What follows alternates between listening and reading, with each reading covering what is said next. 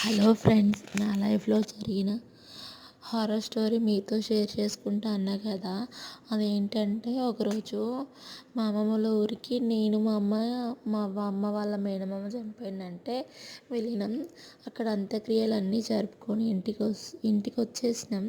వచ్చిన తర్వాత సడన్గా నాకు ఒళ్ళంతా ఫీవరు, వేడి అయిపోయింది. ఒళ్ళంతా చెమటలు, చలి చాలా స్టార్ట్ అయిపోయింది.